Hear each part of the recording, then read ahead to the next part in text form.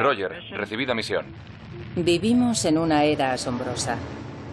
Bajando a 75 metros por segundo. Los ingenieros han logrado que un rover del tamaño de un coche aterrice en Marte.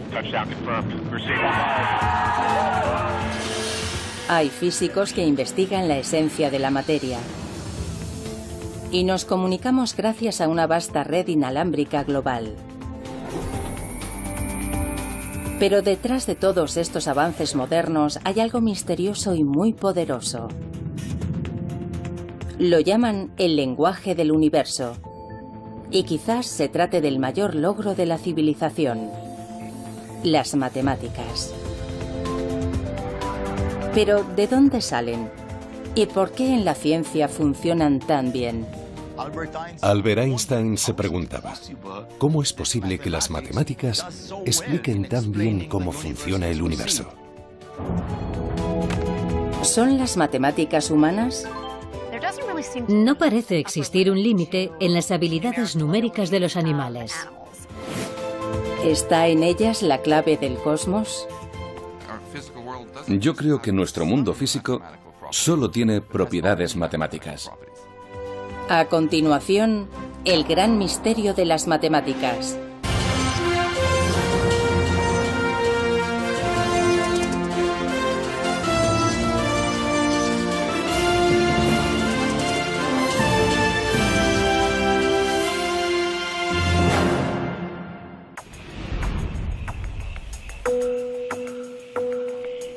Los seres humanos han buscado siempre patrones en la naturaleza.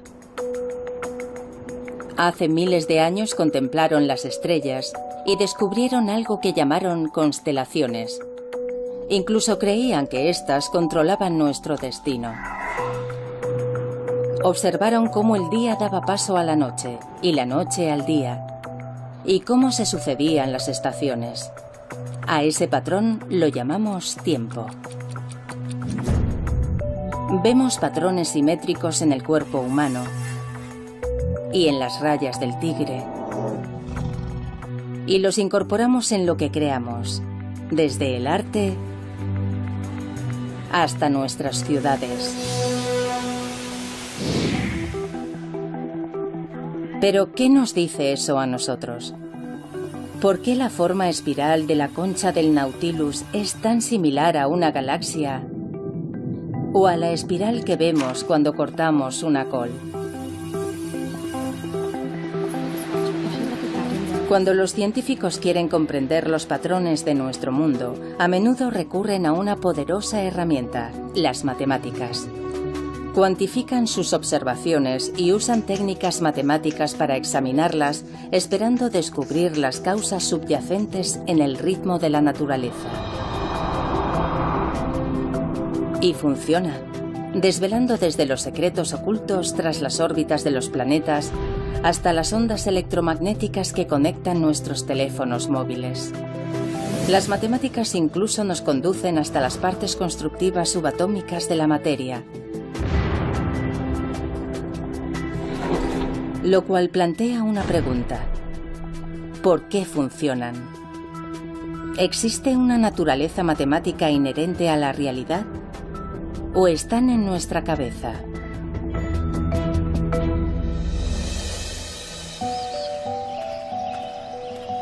Mario Livio es un astrofísico que está fascinado con la profunda y a menudo misteriosa conexión entre las matemáticas y el mundo.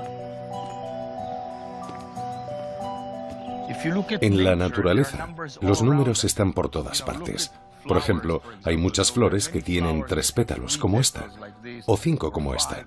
Otras tienen 34 o 55, y esos números aparecen con frecuencia.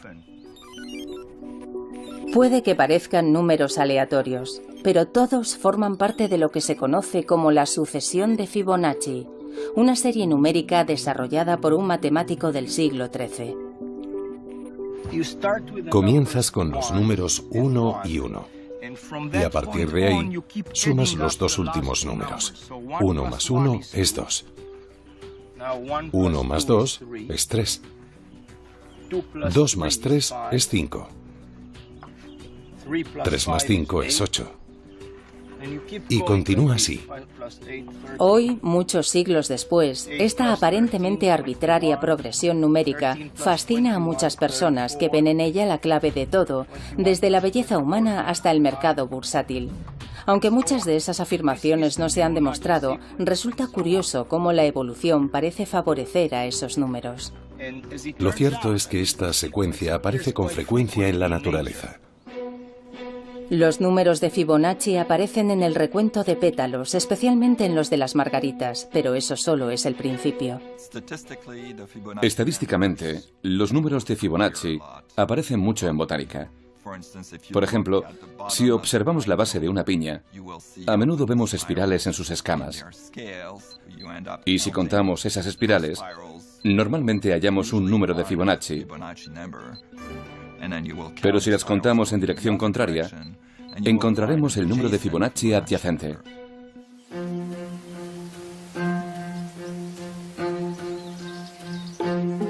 Hay dos grupos de espirales, y si contamos las espirales en cada dirección, ambas son números de Fibonacci. Aunque hay algunas teorías que explican la conexión botánica de Fibonacci, aún se siguen planteando preguntas fascinantes. ¿Saben matemáticas las plantas? La respuesta a esa pregunta es no. No necesitan saber matemáticas. En una forma muy simple y geométrica, las plantas, en muchos casos, disponen de una pequeña máquina que crea la secuencia de Fibonacci. Las misteriosas conexiones entre el mundo físico y las matemáticas son muy profundas. Todos conocemos el número pi, la relación entre la longitud de una circunferencia y su diámetro, y sabemos que sus dígitos decimales continúan hasta el infinito sin seguir un patrón repetitivo. Recientemente, en el año 2013, se calcularon 12,1 billones de dígitos, pero de alguna forma, pi es mucho más que eso. Pi aparece en un sinfín de fenómenos que no tienen aparentemente, al menos, nada que ver con circunferencias ni nada parecido. Sobre todo aparece bastante en la teoría de la probabilidad. Supongamos que cojo esta aguja. La longitud de la aguja es igual a la distancia entre las líneas que hay en esta hoja de papel. Y supongamos que dejo caer la aguja sobre el papel. A veces, cuando la aguja cae, atraviesa una línea. Otras veces cae sobre una línea. Resulta que la probabilidad de que la aguja atraviese una línea es exactamente de 2 entre pi, o aproximadamente de un 64%. Bien, eso significa que, en principio, yo podría dejar caer esta aguja millones de veces. Podría contar las veces que atraviesa la línea y las que no. Y en realidad estaría calculando el número pi. Aunque aquí no hay círculos, ni el diámetro de un círculo, ni nada parecido. Es asombroso.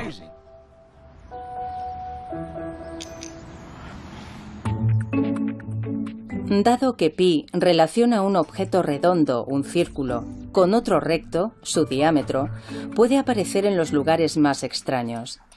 Algunos lo ven en los meandros de los ríos. La longitud real del río, que serpentea desde su nacimiento hasta su desembocadura, comparada con la distancia real, por lo general tiende a ser pi.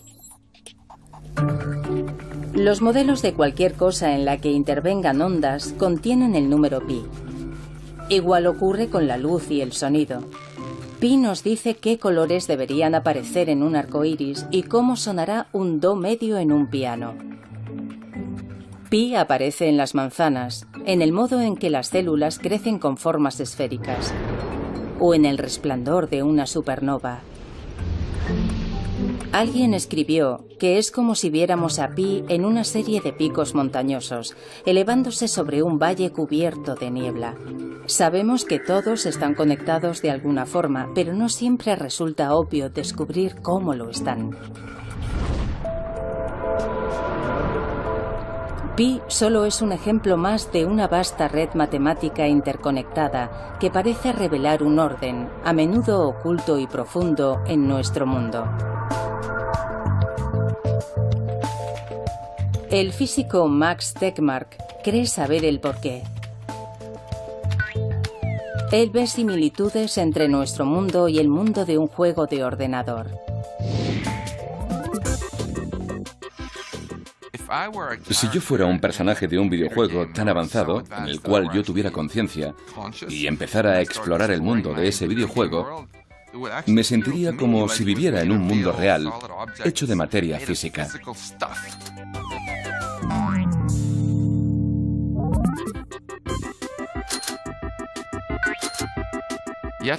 Pero si, como el físico curioso que soy, empezara a estudiar las propiedades de la materia, las ecuaciones que otorgan a todas las cosas sus propiedades, finalmente descubriría que todas esas propiedades son matemáticas.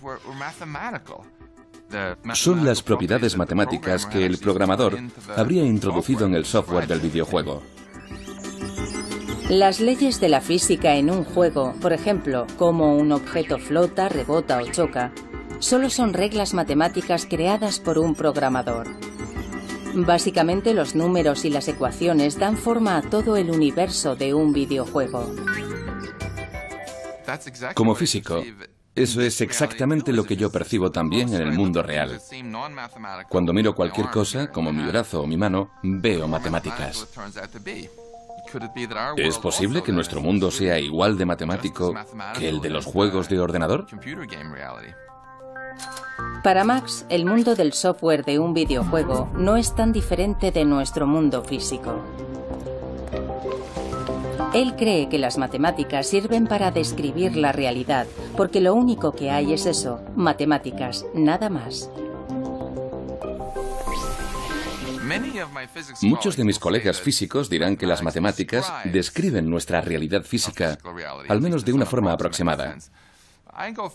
Yo voy mucho más allá y afirmo que en realidad es nuestra realidad física, porque creo que nuestro mundo físico solo tiene propiedades matemáticas. Según Max, nuestra realidad física es un poco como una fotografía digital. La foto se parece al lago, pero a medida que nos acercamos más y más, vemos que en realidad es un campo de píxeles. Cada uno de ellos está representado por 3 números que determinan la cantidad de rojo, verde y azul. Aunque el universo es vasto tanto en tamaño como en complejidad y describirlo requiere una sucesión de números increíblemente larga, Max ve su estructura matemática subyacente como algo muy simple. Tan solo 32 números, constantes, como la masa de las partículas elementales, junto con un puñado de ecuaciones matemáticas, las leyes fundamentales de la física. Y todo cabe en una pared, aunque aún hay algunos interrogantes. Aunque desconozcamos qué es lo que irá aquí exactamente, estoy convencido de que serán ecuaciones matemáticas.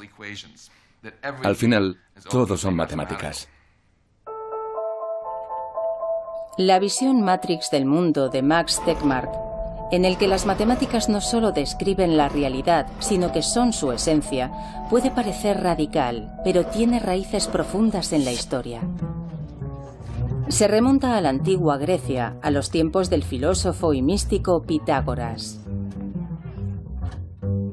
La historia cuenta que Pitágoras investigó la afinidad entre las matemáticas y la música, una relación que hoy está presente en el trabajo de Esperanza Spalding, una aclamada música de jazz que ha estudiado teoría musical y ve similitudes entre la música y las matemáticas.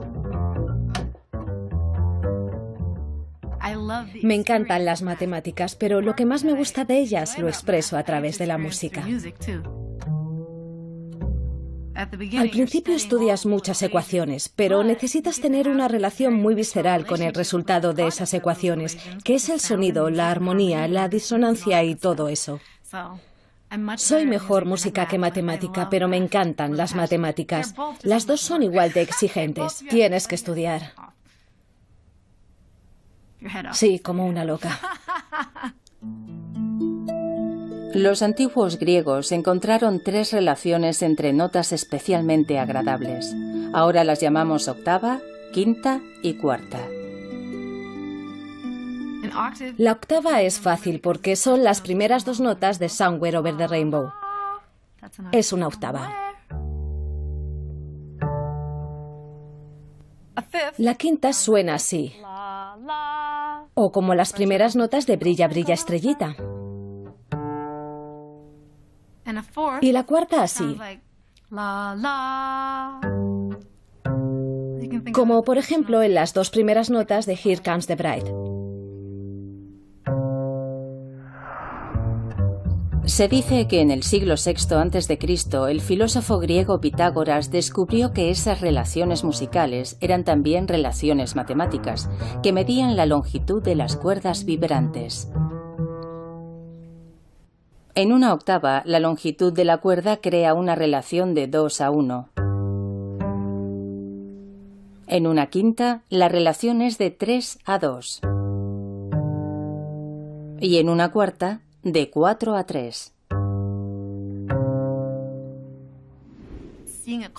Encontrar un patrón común a través del sonido sería algo así como, bueno, si esto existe en el sonido y sucede en todos los sonidos, esta relación podría existir universalmente en todas partes, ¿no?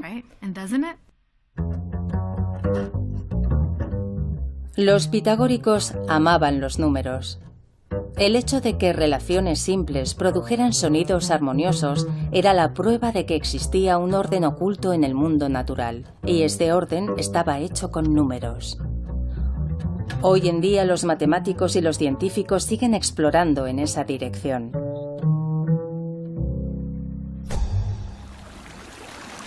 De hecho, hay muchos otros fenómenos físicos que siguen relaciones simples. Desde la proporción de 2:1 de los átomos de hidrógeno y de los átomos de oxígeno en el agua, hasta el número de veces que la Luna gira alrededor de la Tierra comparado con su propia rotación, 1:1, o cómo Mercurio gira sobre sí mismo 3 veces mientras orbita 2 veces alrededor del Sol, una relación de 3:2. En la antigua Grecia, Pitágoras y sus seguidores tuvieron una profunda influencia sobre otro filósofo griego, Platón, cuyas ideas también siguen vivas en nuestros días, sobre todo entre los matemáticos. Platón creía que la geometría y las matemáticas existían en su propio mundo ideal. Si dibujamos un círculo sobre un papel, ese no es el verdadero círculo. El verdadero está en ese mundo. Y esto solo es una aproximación a ese círculo real. Lo mismo ocurre con las demás formas. A Platón le gustaban mucho estos 5 sólidos, los sólidos platónicos, como los llamamos hoy, y les asignó los elementos que formaban el mundo según su concepción. El estable cubo era la Tierra. El tetraedro con sus esquinas puntiagudas era el fuego. El rítmico octaedro era el aire. El icosaedro de 20 caras, el agua. Y por último, el dodecaedro, el sólido que representaba el cosmos como un todo. Las formas matemáticas de Platón eran la versión ideal del mundo que nos rodea y se hallan en su propio reino. Y aunque pueda parecer extraño que las matemáticas existan en su propio mundo y que modelen todo lo que vemos en él, incluso hoy muchos matemáticos y científicos tienen la sensación de que cuando hacen matemáticas solo están descubriendo algo que ya estaba ahí fuera. Cuando trabajo, las matemáticas se revelan ante mí. Tengo la sensación de que hay algo ahí fuera que intento encontrar, comprender y alcanzar. Con la matemática moderna, es como si siempre existiera algo antes de que tú llegaras ahí. En mi opinión, lo que estudiamos los matemáticos es más un descubrimiento que una invención, porque estamos descubriendo algo sobre la forma en la que funciona nuestra mente cuando interactúa con el mundo. Bueno, eso lo sé, porque es lo que hago. Vengo a trabajar, me siento delante de la pizarra e intento comprender qué es eso que está ahí fuera. Y de vez en cuando descubro una pequeña parte de algo que ya estaba ahí. Muchos matemáticos tienen la sensación de que las matemáticas, más que inventarse, se descubren. ¿Pero solo es una sensación? ¿Podría ser que las matemáticas fueran exclusivamente un producto del cerebro humano? Este es Xiam, un auténtico prodigio de las matemáticas. 800 en el SAT de matemáticas. No está mal. ¿A qué edad lo hiciste? 11 años. 11. Vaya, es una nota perfecta. ¿De dónde surge el genio matemático de Xiam? Resulta que podemos ubicarlo y todo está en su cabeza.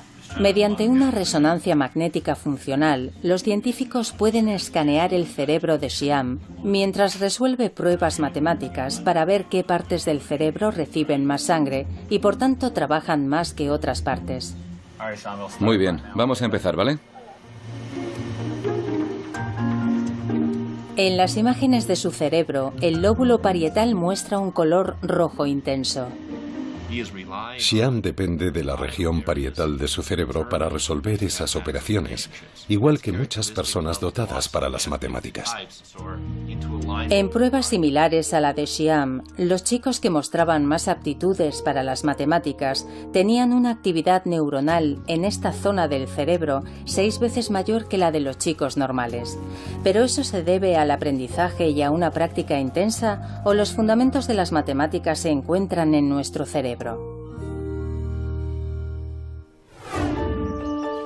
Los científicos buscan la respuesta aquí, en el centro del lémur de la Universidad de Duke, en Carolina del Norte, un refugio de 30 hectáreas para especies de lémures en peligro de extinción. Como todos los primates, los lémures están emparentados con los seres humanos a través de un ancestro común que vivió hace más de 65 millones de años. Los científicos creen que los lémures comparten muchas características con esos primeros primates, lo que los convierte en una ventana, aunque muy borrosa, a nuestro pasado. Tienes que elegir, Teres, vamos. La profesora Liz Brannon investiga lo bien que los lémures, como Teres, pueden comparar cantidades. La mayoría de los animales elige una cantidad mayor de comida. ¿Qué es lo que hace Teres? ¿Por qué son diferentes estos animales a la hora de comparar dos cantidades? Bueno, obviamente no usan etiquetas verbales ni símbolos. Nosotros queremos saber si realmente usan números puros, como estímulo. Para probar si Teres puede distinguir cantidades, le han enseñado un juego de ordenador con una pantalla táctil. El cuadrado rojo significa que comienza una ronda. Si lo toca, aparecen 2 cuadrados con diferentes objetos. Teres ha sido entrenado de forma que si elige el rectángulo con el número menor, consigue una recompensa, una bolita de azúcar. ¿Y si la respuesta es errónea? Lo repetimos muchas veces para tener claro que se fija en el número y no en otra cosa. Para asegurarse de que el animal reacciona al número de objetos y no a otro estímulo, Liz cambia el tamaño, el color y la forma de los objetos. Ella ha hecho miles de pruebas y ha demostrado que los lémures y los monos rhesus son capaces de aprender a elegir la respuesta correcta. Teres obviamente no posee un lenguaje y tampoco cuenta con símbolos para los números. Entonces, ¿está contando hace lo mismo que un niño cuando recita los números 1, 2, 3? No. Y aún así, parece responder a la esencia abstracta de lo que es un número. Los lémures y los monos rhesus no son los únicos. Las ratas, las palomas, los peces, los mapaches, los insectos, los caballos y los elefantes también demuestran ser sensibles a la cantidad, igual que los bebés humanos. En su laboratorio del campus de Duke, Liz ha trabajado con bebés de 6 meses. Todos miraban más tiempo a la pantalla con un número cambiante de objetos, siempre que el cambio fuera lo bastante evidente como para captar su atención. Liz también ha puesto a prueba a alumnos universitarios. Les pedía que no contaran, solo debían comparar cantidades y responder lo más rápido posible en la pantalla táctil. ¿El resultado? casi el mismo que el de los lémures y los monos rhesus. De hecho, algunos humanos no son tan buenos como nuestros monos, y otros son mucho mejores. La respuesta humana es muy variable, pero por lo general es muy similar a la de un mono.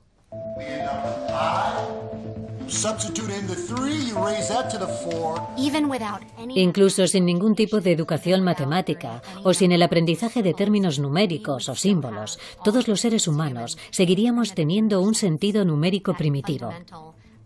Esa capacidad para percibir números me parece algo esencial, sin la cual sería difícil que hubiéramos podido apreciar las matemáticas simbólicas.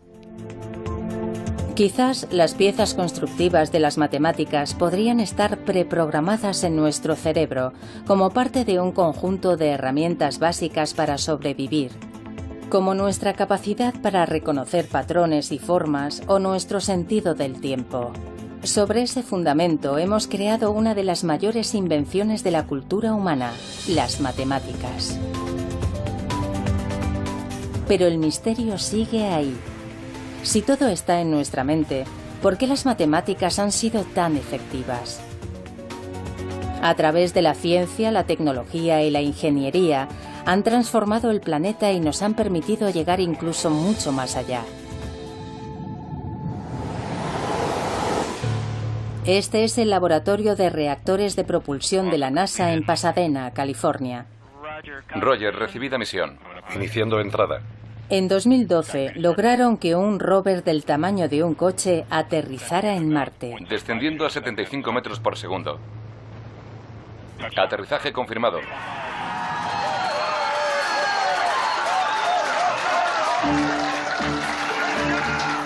Adam Stelzner era el ingeniero jefe del equipo que diseñó el sistema de aterrizaje. Su trabajo dependía de un descubrimiento revolucionario del Renacimiento que hizo que las matemáticas se convirtieran en el lenguaje de la ciencia.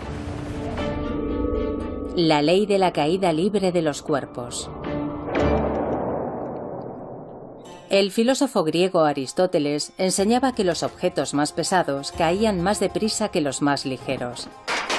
Una idea que superficialmente tiene sentido. Incluso en esta superficie, el patio de Marte, donde se prueban los rovers del laboratorio. Aristóteles pensaba que la velocidad a la que los cuerpos caen es proporcional a su peso, lo cual es razonable. De hecho, era tan razonable que la idea fue aceptada durante casi 2000 años. Hasta que a finales del siglo XVI fue rebatida por un matemático italiano, Galileo Galilei. Según la leyenda, Galileo dejó caer 2 bolas de cañón de diferente tamaño desde la torre de Pisa.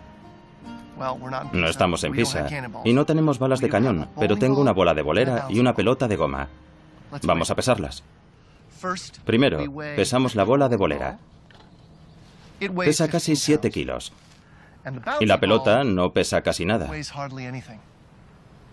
Voy a lanzarlas. Según Aristóteles, la bola de bolera debería caer 15 veces más rápido que la pelota. Bueno, parece que caen a la misma velocidad. Pero esto no es lo bastante alto. Las tiraré desde más arriba.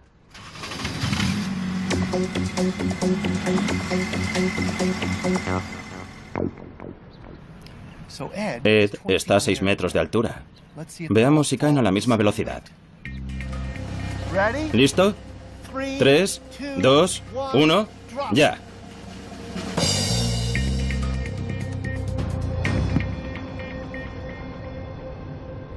Galileo estaba en lo cierto. Aristóteles pierde. Dejar caer plumas y martillos es engañoso debido a la resistencia del aire. Bien, en mi mano izquierda tengo una pluma y en la derecha un martillo. En 1971, durante la misión del Apolo 15, esto se demostró en la Luna. Allí no hay aire. Ahora van a caer. ¿Qué les parece? Galileo tenía razón.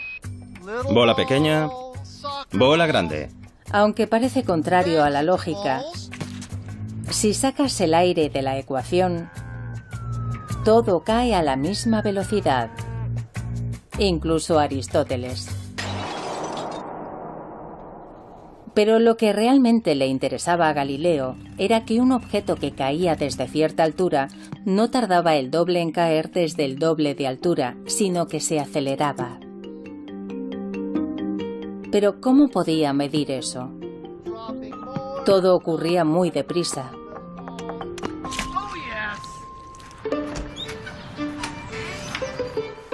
A Galileo se le ocurrió una solución muy ingeniosa. Construyó una rampa, un plano inclinado, para reducir el movimiento de caída y poder medirlo. Vamos a usar esta rampa para encontrar la relación entre la distancia y el tiempo. Para el tiempo usaré una unidad arbitraria, un Galileo. Un Galileo. La longitud de la rampa que la bola recorre durante un Galileo será la unidad de distancia. Tenemos una unidad de distancia en una unidad de tiempo. Ahora lo probaremos contando hasta 2. Un Galileo, 2 Galileos. En 2 unidades de tiempo, la bola ha recorrido 4 unidades de distancia. Ahora veamos lo lejos que llega en 3 Galileos. Un Galileo, 2 Galileos, 3 Galileos. En 3 unidades de tiempo, la bola ha recorrido 9 unidades de distancia. Bien, aquí está. Ya tenemos una relación matemática entre tiempo y distancia. El ingenioso uso de una rampa demostró que los objetos al caer siguen leyes matemáticas. La distancia que la bola recorre es directamente proporcional al tiempo al cuadrado. Esa relación que observó Galileo es una expresión matemática de la física de nuestro universo. La observación que Galileo realizó hace siglos acerca de los cuerpos que caen sigue siendo igual de válida hoy. Es la misma expresión matemática que podemos usar para entender cómo caen las cosas aquí en la Tierra, rodando por una rampa, o incluso para aterrizar el rover Curiosity en la superficie de Marte. Es el poder de las matemáticas. En la visión de Galileo, las matemáticas podían usarse como herramienta para desvelar y descubrir las reglas ocultas de nuestro mundo. Más tarde escribió: "El universo está escrito en lenguaje matemático". Las matemáticas son el lenguaje con el que comprendemos el universo. No sabemos cuál es la razón por la que las leyes de la física y el universo siguen modelos matemáticos, pero es así. Mientras Galileo convertía ecuaciones matemáticas en leyes científicas, otro hombre que nació justo el año en que murió Galileo llevó todo esto a lo más alto del firmamento. Se llamaba Isaac Newton. Y trabajó aquí, en el Trinity College de Cambridge, Inglaterra. Se dice que Newton era un genio solitario, y aquí, en la bolera del jardín del Trinity College, solía caminar arriba y abajo, meditabundo y absorto, dibujando diagramas matemáticos en la gravilla. Cuentan que sus colegas recibieron instrucciones para que no le molestaran ni removieran la gravilla por donde él había pasado, por si acaso, sin darse cuenta, borraban algún importante descubrimiento científico o matemático. En 1687, Newton publicó un libro que se convertiría en un hito de la historia de la ciencia. Hoy se conoce simplemente como Principia. En él, Newton recogía observaciones realizadas en todo el mundo y usaba las matemáticas para explicarlas. Por ejemplo, cómo durante el otoño de 1680 se vio un cometa en el cielo. Newton reunió datos de todo el mundo para reconstruir el camino del cometa. El 19 de noviembre comenzaba con una observación hecha en Cambridge, Inglaterra, a las 4:30 de la mañana. Y luego hay otra a las 5 de la mañana, en Boston, Nueva Inglaterra. Newton acumulaba datos recogidos por observadores repartidos por todo el mundo para reconstruir, con cálculos de una precisión sin precedentes, el recorrido de ese gran cometa por el firmamento. La idea revolucionaria de Newton fue que la fuerza que hacía que el cometa girara a toda velocidad alrededor del Sol era la misma fuerza que hacía que las balas de cañón volvieran a caer en la Tierra. Era la misma fuerza oculta tras la ley de los cuerpos que caen de Galileo, que también hacía que los planetas se mantuvieran en su órbita. Newton llamó a esa fuerza gravedad y la describió con precisión en una ecuación sorprendentemente sencilla que explica cómo dos masas se atraen mutuamente tanto aquí, en la Tierra, como en el firmamento.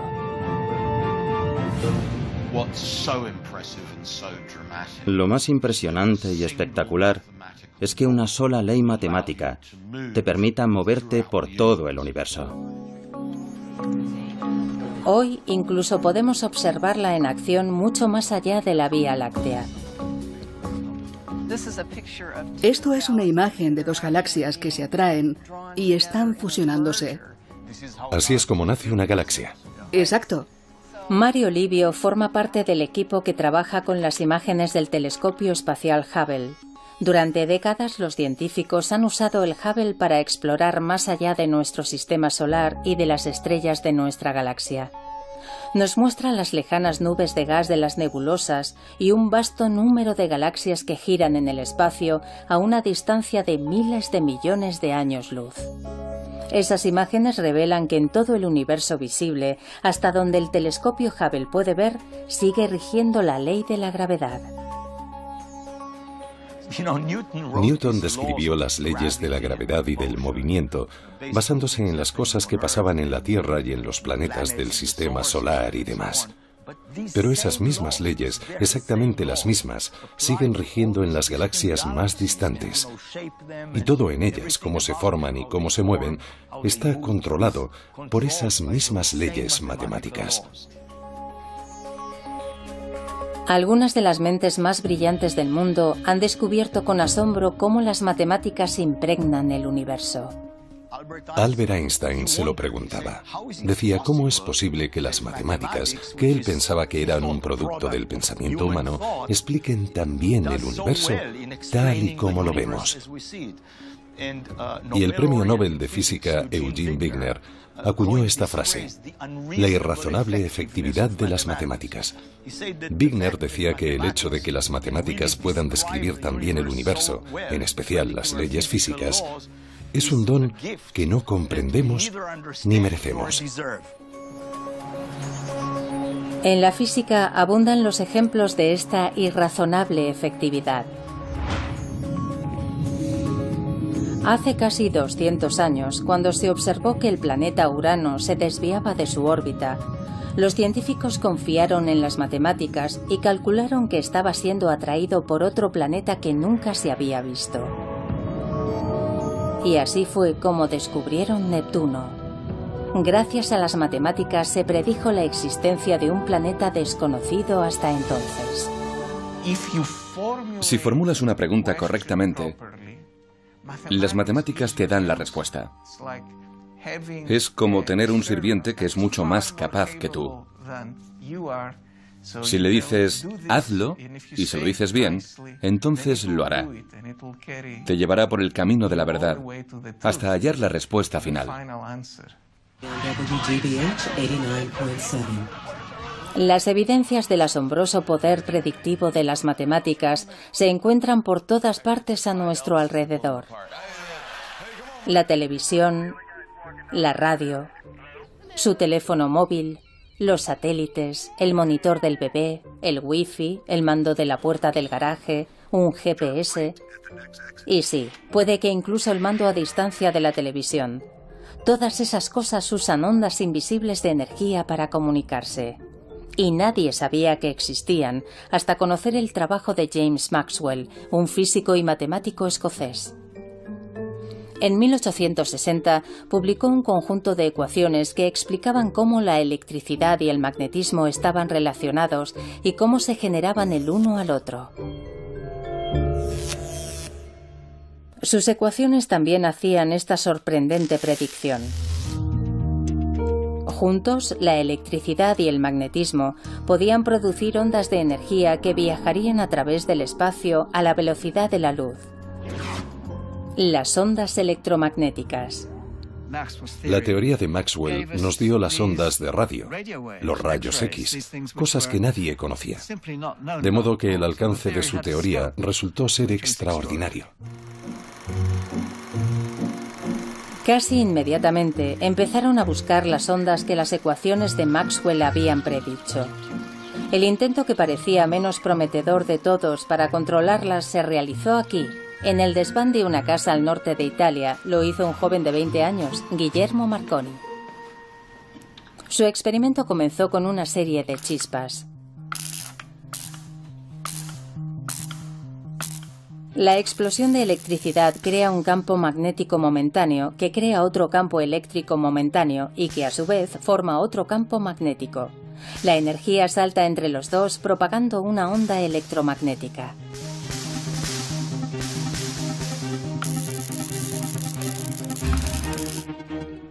Marconi ideó su sistema para que funcionara en un interior, pero luego lo amplió.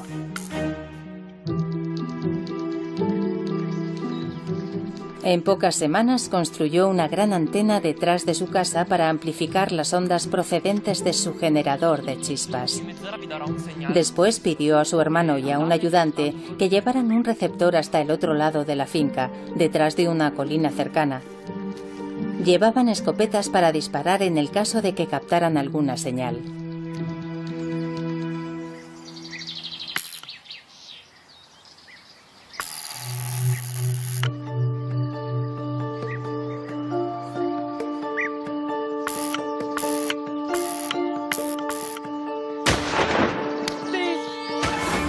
Y funcionó. Detectaron la señal a pesar de que el receptor estaba detrás de la colina, a 1500 metros de distancia. Fue la transmisión más lejana realizada hasta entonces. En menos de 10 años, Marconi consiguió enviar señales de radio a través del Atlántico. De hecho, cuando el Titanic se hundió en 1912, se le atribuyó el mérito de haber salvado muchas vidas, porque sus equipos a bordo del barco permitieron transmitir la señal de socorro. Gracias a las predicciones de las ecuaciones de Maxwell, Marconi pudo controlar una parte oculta de nuestro mundo, inaugurando la era de la comunicación sin cables.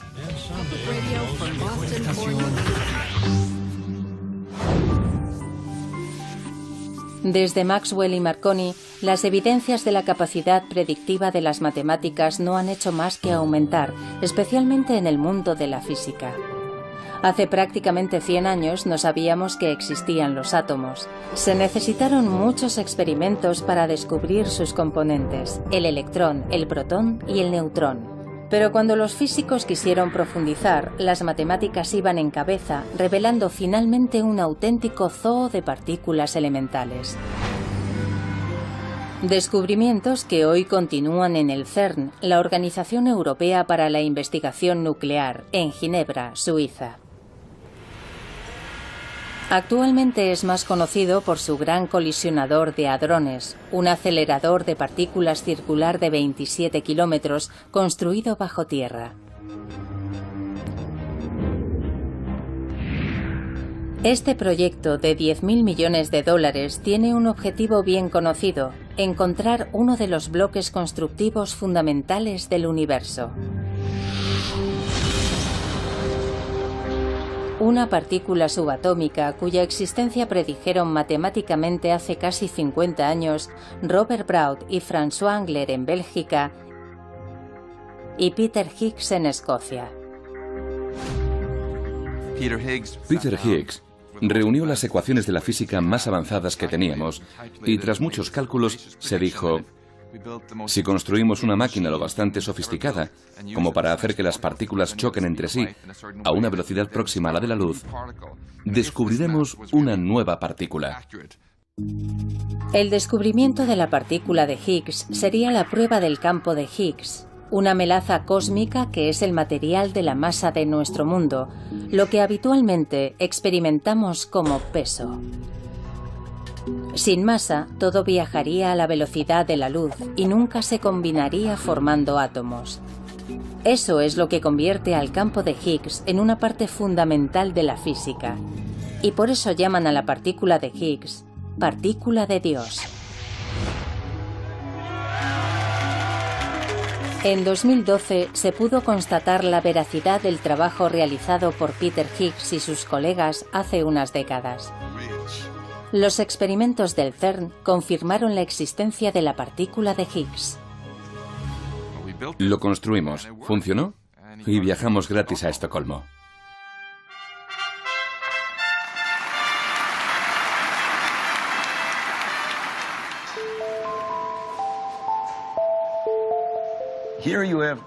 Eran teorías matemáticas que hacían predicciones muy exactas sobre la posible existencia de algunas partículas fundamentales en la naturaleza. Y lo creas o no, se hicieron experimentos y se descubrieron las partículas que las matemáticas habían predicho. Para mí es algo asombroso. ¿Por qué funciona y por qué son las matemáticas tan poderosas?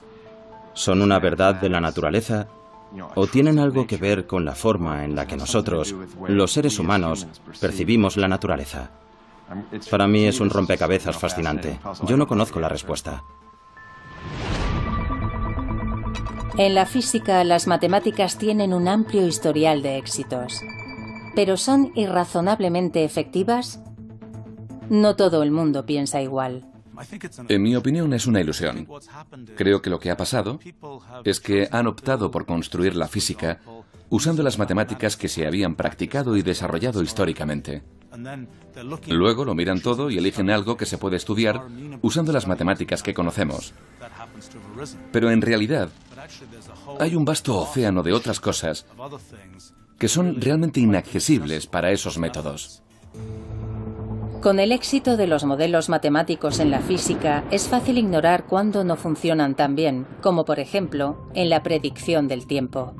Hay una razón por la que los meteorólogos predicen el tiempo para la siguiente semana, pero no mucho más allá.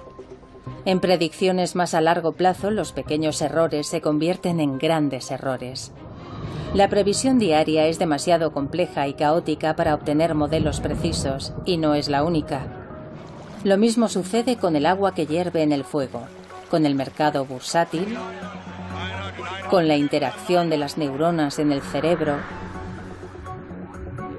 con gran parte de la psicología humana y en muchas partes de la biología.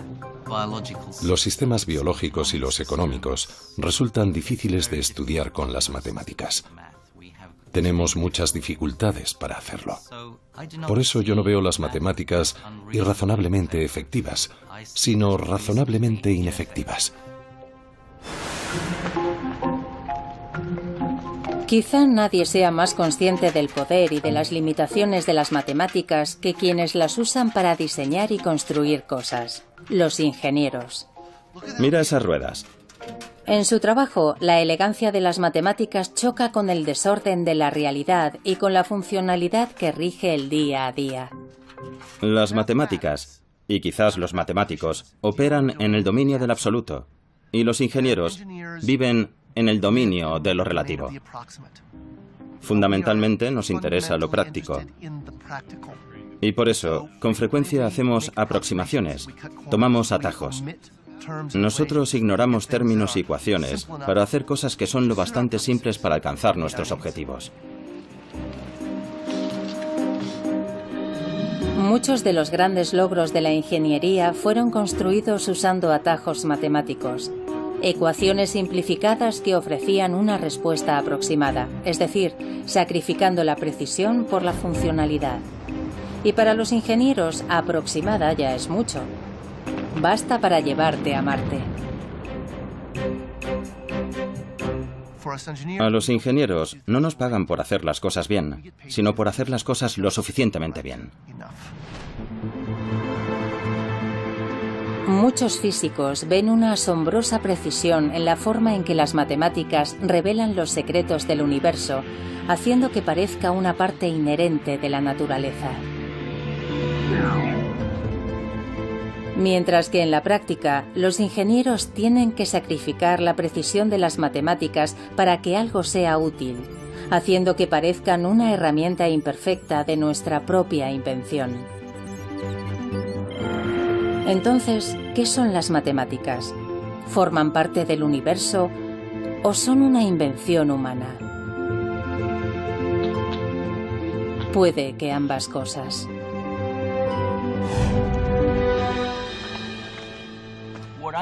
Para mí, las matemáticas son una intrincada combinación de invenciones y descubrimientos.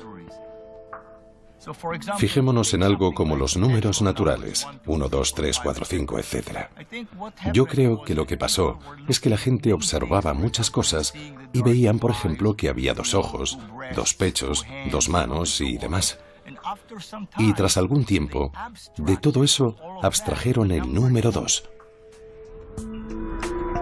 Según Mario, 2 se convirtió en un concepto inventado, como el resto de los números naturales. Pero después la gente descubrió que esos números tenían todo tipo de intrincadas relaciones. Eso eran descubrimientos. Inventamos el concepto y después descubrimos las relaciones entre los diferentes conceptos. Entonces, ¿esa es la respuesta? ¿Son las matemáticas un invento y también un descubrimiento? Es una pregunta con 2 respuestas. Sí, parece que ya estaba ahí. Y sí, es algo que surge de la naturaleza creativa más profunda del ser humano. Puede que tengamos alguna idea sobre cómo funciona todo esto, pero no conocemos todas las respuestas. Al final, sigue siendo el gran misterio de las matemáticas.